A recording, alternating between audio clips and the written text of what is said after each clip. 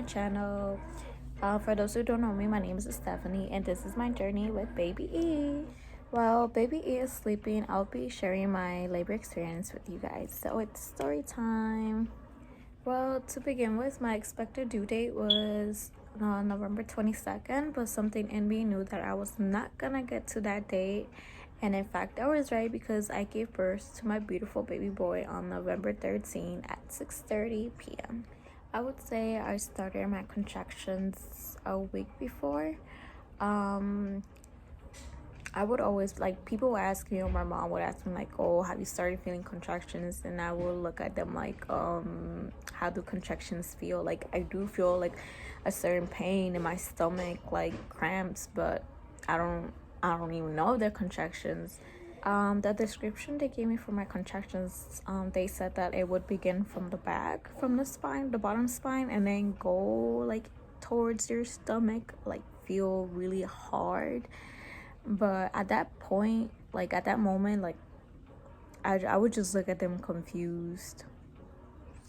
But then their description made total sense once my contractions felt really severe. But anyways, before getting to that point, I had a doctor appointment on a Tuesday of that week. And that Tuesday, I had told my doctor that that I was experiencing some pain in my stomach, and I wanted to know that was normal. And also, I wanted to know if it was normal because that same day earlier, I experienced some bleeding. It was nothing crazy with the bleeding, but I just became really concerned because I was getting closer to my due date, and I guess I just started being panicking, and I just wanted my baby to be okay. But he was okay. During that doctor visit, everything came out good. Like my baby's heart was fine. Like I was told that my baby was already tilt down, like ready for precision. And the last exam she did was to see whether or not I was dilated. So she checked, and now was only 1 centimeter open. So she said that it might just be like it might take a week for my for me to dilate even more. But it would all depend. But if if my contractions felt like they were like from 1 to 5 like minutes like apart, that I should like head to the to the hospital, because it would mean like my baby's ready to be born. So as I say, the days kept going. I feel like my contractions became more, what's that word, more often. They went from being like 10 minutes apart to sometimes being 7 minutes apart, but nothing less, until Thursday. But before all that, like, I remember I started walking back and forth from the house, going up and down the stairs, because I really didn't want to be feeling contractions for a whole week and not have my baby like here anytime soon. And I only had to do that because I didn't listen to like anyone when they told me to go walk, because it was gonna help me a lot, like to dilate. Like, I took my walking, like the walk of the day, basically working, and I feel like that was enough. But obviously it wasn't, especially not after I went on maternity leave. I started walking even less. So mommies out there who are pregnant and almost closer to your due date, or in the beginning of their pregnancy, walk, because that will help you. Or else you're gonna end up being like me, just walking, like rushing everything, like walking back and forth, like I said, like doing anything you could to help yourself dilate. All that walking, going up the stairs, jumping on a yoga ball helped out, and only because I spent the entire day doing it, so it was tiring. I feel like it was a whole workout.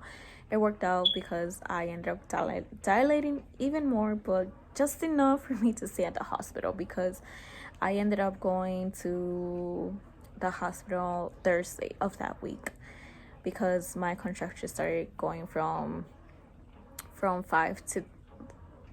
to 5 minutes apart, and they were even more hard, like they were more intense. Although Chris is my baby's dad, although he wasn't able to come inside with me during my doctor visits, I'm really glad he was allowed to be with me during my delivery, especially seeing that there were other mommies that had to experience the whole delivery alone. I'm really grateful that I was able to have somebody with me. But shout out to you women who did it all alone. You guys are very strong and are great mommies. So yeah, me and Chris arrived to the hospital Thursday afternoon, like around 6, I would say. We had to wait in the lobby for quite a little, not too long, just so they could get ready with the paperwork. And then like I was sent to a room where they were gonna moderate my contractions to see how far apart they were, and eventually for them to check if I had dilated or not. So I was told that if I was at least like 3 centimeters or 4 centimeters open, I would have to like spend, like I was able to stay already in the hospital. But if I was not dilated enough, then they would have to send me back home, and I would just have to wait. Since my contractions were 1 to 5 minutes apart and they had become more intense, I was praying to the universe that for me to dilate even more, because I was not trying to go back home, not being able to sleep, and just thinking, like just wondering when would my baby arrive. So when the doctors came into the room to go on with the exams, I was asked if it was okay for interns to be part of the procedure, if they were able to basically do the exam twice. At that moment my contractions weren't, like they were intense, but I was still able to like take the pain. So I was like, yeah, that's fine, like I don't mind. That was until like the intern showed me that they weren't being as careful as the doctor. So eventually I did stop, like I did let the doctor know that I no longer wanted the interns to do, like to double check me, that I just wanted one checkup and that was it, because I was already in pain and I didn't want no more pain. After confirming that I was gonna stay at the hospital already, we were sent to my actual room, where we just stay there and wait. So this is where my story goes a little bit faster. So I started feeling my contractions even more. I remember being so upset with Chris for no reason. It was just the pain making me so moody, like not being able to rest.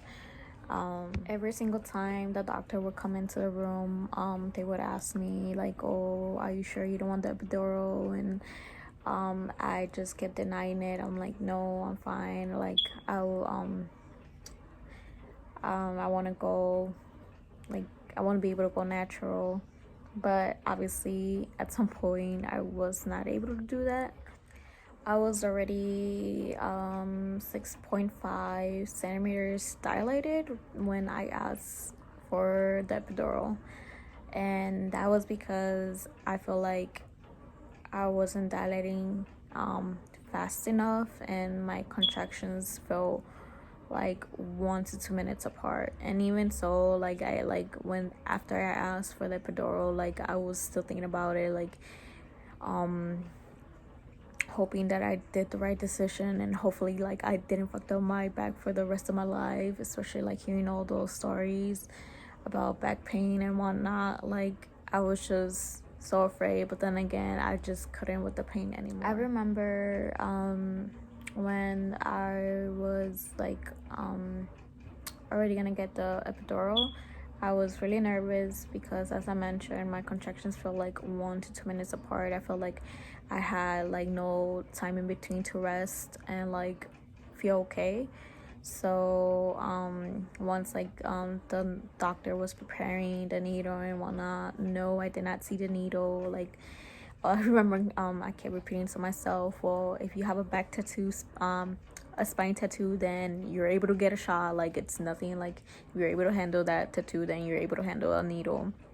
So that's what I kept repeating to myself in my mind. But what I was more afraid of was like, what if I moved, especially because the contractions were 1 to 2 minutes apart. I didn't want her like to put the needle and like for me to feel contraction and move and then just like fucked up my spine. I remember telling the doctor to hold on, to give me a second, but she did say like, oh well, we have to hurry up. Like the sooner we do it, the sooner like it'll have an effect. But I was just like so concerned, and like blinking of an eye, like I just took a like deep breath in, and boom, I had the needle in me already. And I did see an effect. I was able to rest for, I would say, an hour. So yeah, I was able to sleep an hour, but I woke up and I started feeling pain again. And I was upset because I was like, well, isn't the epidural supposed to relieve me from pain?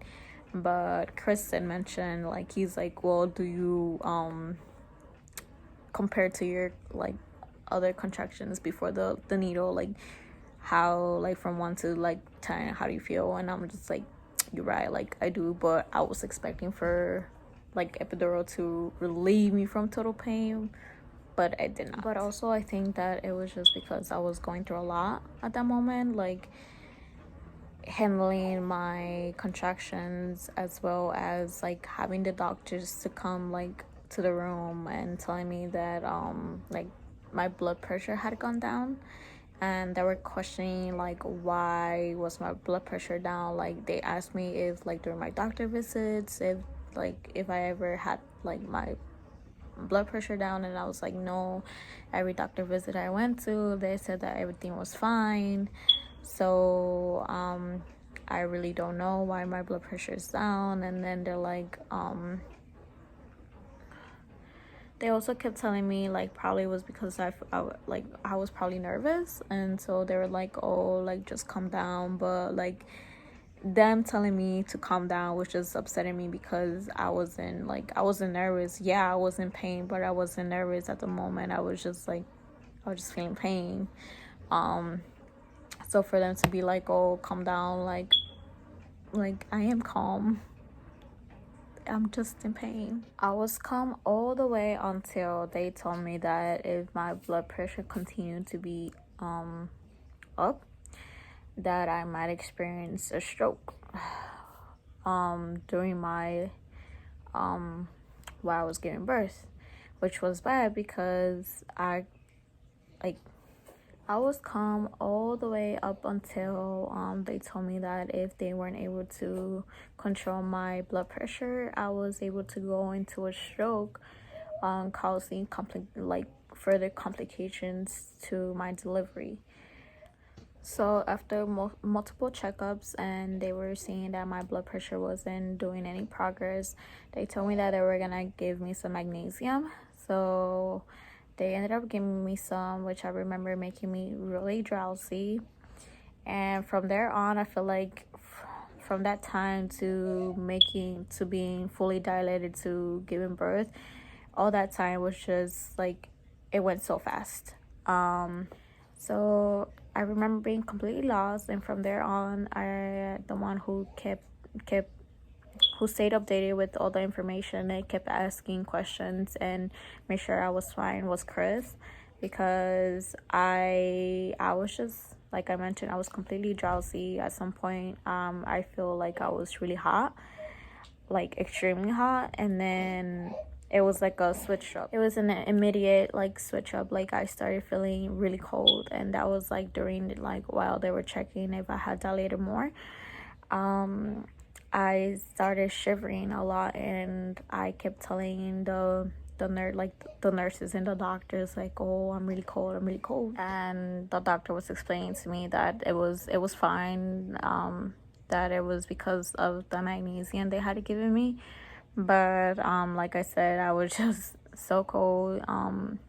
There was a nurse who went to go get like a really warm blanket, but even with that, like I just felt cold. And after that, I don't really remember what happened, but then all I remember that eventually they came back again. They came into the room to see if I was ready to give birth, and indeed I was. I was already 10 centimeters open when they said that we were gonna go into labor. At that moment, I thought that I was gonna moved into a room or something, but no, like they were preparing the things that we're gonna use, and I was in position already, and I like all they started saying was like, okay, you're gonna start pushing. So here's what the easy part came in. The pushing was easy, but while I was pushing, the doctor had mentioned that my baby's heart rate was lowering, and that was probably because of my blood pressure, that it was affecting him, so that I had to hurry up and push him out. So I was worried already. First, I was worried because I was like, while I was pushing, I had in my head that like, oh, probably I could get a stroke. So I'm like, I need to hurry up. And then for them to tell me that my baby's heartbeat was going low because of my blood pressure, was concerning me even more. And don't mind you that while I was pushing and all, like I was so drowsy of the medication they had given me. So all that information, and then adding like I was doing fine, and her saying that that she wasn't, like she was trying to avoid a C-section because it seemed like I was able to like to be pushed, like I was able to push. But like if that wasn't the case, then I had to go into C-section. So that was another thing in my head. Like I was trying to avoid a C-section.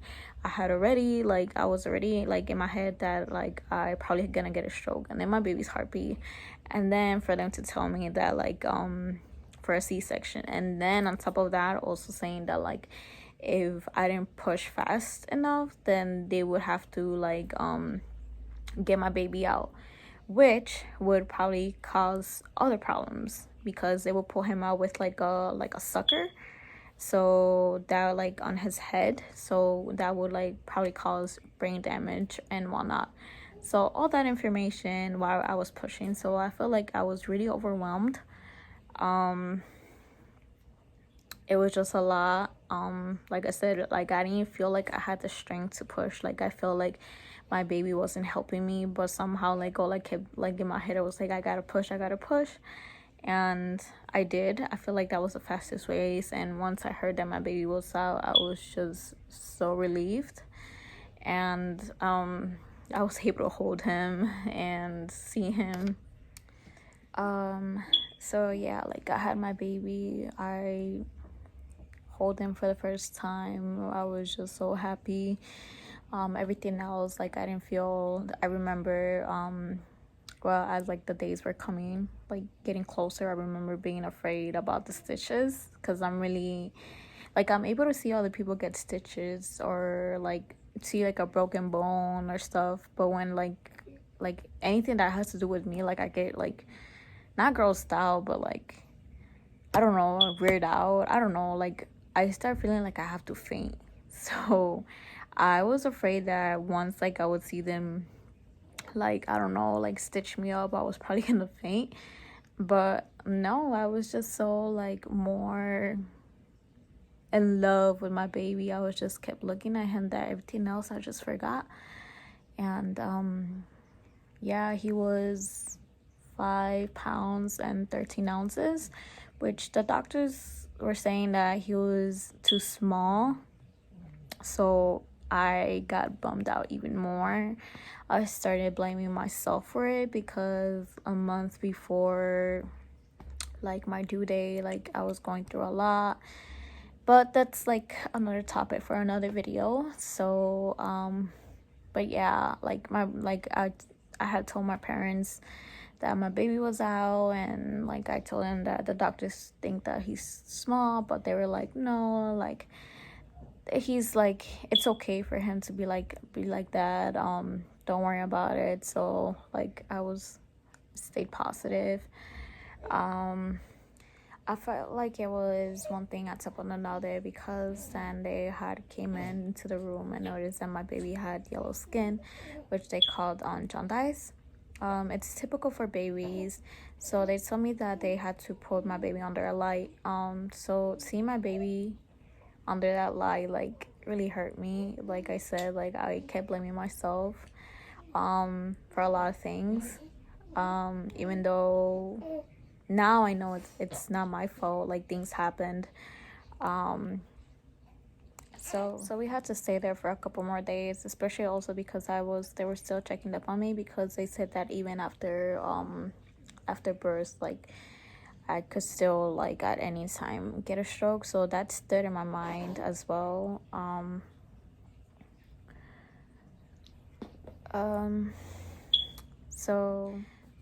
So we had to stay a couple days at at the hospital, because they have to get him, like check up on him. And luckily, because they had to check up on me, we were able to stay with him too, because if not, then like they told me that they had to send us home and he had to stay. So I don't know how I would have felt towards that, but I'm really glad we were able to stay and be there with him. Things got better as the days went by, and then we were able to go home. I remember after going out those doors, I was just like, holy shit, I'm a mom now. Like my life is different from now on. Like, wow. I was still shocked and couldn't like, I just kept saying like, damn, I'm a mom. But as time has passed, I have like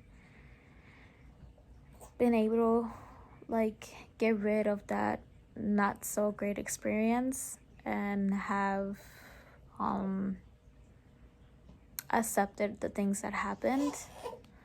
And I'm just grateful that my baby after that has been doing perfectly fine. He's a very active baby. He will be turning 2 months tomorrow, and tomorrow he will have another checkup and get his first vaccines.